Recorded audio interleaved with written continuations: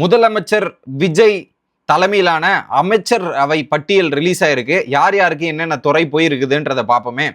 So Vijay அவர்களுக்கு வந்து பார்த்தீங்கன்னா பொது நிர்வாகம், உள்துறை, காவல்துறை, சிறப்பு திட்ட அமலாக்கம், மகளிர் நலம், இளைஞர் நலம், குழந்தைகள் நலம், மாற்றுத்திறனாளிகள் நலம், நகராட்சி நிர்வாகம், நகர்ப்புற வளர்ச்சி, குடிநீர் வழங்கல், மெயினான டிபார்ட்மெண்ட் எல்லாமே விஜய் கிட்ட இருக்குது.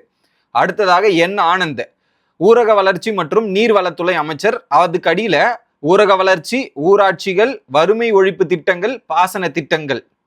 ஆதவர்ஜுனா பொதுப்பணித்துறை மற்றும் விளையாட்டு மேம்பாட்டுத்துறை. ஸோ பொதுப்பணிகள் அதில் வந்து பார்த்தீங்கன்னா என்னென்ன வருதா, கட்டிடங்கள், நெடுஞ்சாலைகள், சிறு துறைமுகங்கள் இதெல்லாம் வருது. விளையாட்டு மேம்பாடு. அதுக்கப்புறம் டாக்டர் KG அருண்ராஜ் சுகாதாரம், மருத்துவ கல்வி மற்றும் குடும்ப நலத்துறை அமைச்சர்.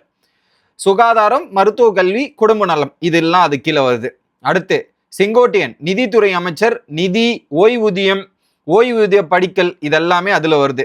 அடுத்து வெங்கட்ராமன் உணவு மற்றும் நுகர்வோர் பாதுகாப்புத்துறை அமைச்சர். அதுக்கு கீழே வர இலாக்கள்லாம் என்னென்னா உணவு, சிவில் சர்வீஸ், நுகர்வோர் பாதுகாப்பு, விழா கட்டுப்பாடு இதெல்லாமே அதுல வருது. நிர்மல்குமார் எரிசக்தி, சட்டம் மற்றும் நிதித்துறை அமைச்சர். அதுக்கு கீழே வர்றது மின்சாரம், சட்டம், நீதிமன்றங்கள், சிறைகள், ஊழல் தடுப்பு, சட்டமன்றம், தேர்தல், பாஸ்போர்ட் இதெல்லாம் மெயினா அவர் கீழே வருது. ஸோ நீதிமன்றம், சட்ட இதெல்லாமே அவர் கீழே வருது. இது கொஞ்சம் பார்த்து ஹேண்டில் பண்ண வேண்டிய டிபார்ட்மெண்ட். அடுத்து ராஜ்மோகன் பள்ளி கல்வி மற்றும் தமிழ் வளர்ச்சி, தகவல் மற்றும் விளம்பரத்துறை அமைச்சர். ஸோ பிரஸ் மீட்லாம் கேள்வி கேட்பாங்க, அதுக்கு பதில் சொல்லல, அதுக்கு இவர் தான் ரெஸ்பான்சிபிள்.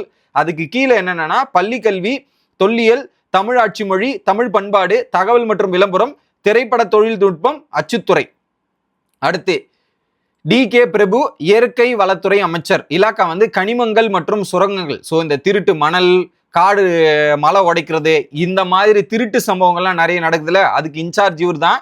நல்லா பார்த்து பாருன்னு நினைக்கிறேன். அடுத்து செல்வி கீர்த்தனா தொழில்துறை அமைச்சர். இதுக்கு கீழே தொழில்துறை, முதலீட்டு ஊக்குவிப்பி, என்னன்னா இந்த இன்வெஸ்ட்மெண்ட்டை பற்றி சொல்லி கொடுக்கறது, அடுத்து என்னென்னலாம் பண்ணும் அந்த பேசிஸில் வருது.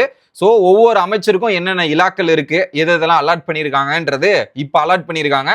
அதை பற்றி நீங்கள் என்ன நினைக்கிறீங்க அப்படின்றத கமெண்ட் செக்ஷனில் சொல்லுங்கள் மக்களே. மீண்டும் இன்னொரு வீடியோவில் வந்து சந்திக்கிறேன். Bye guys.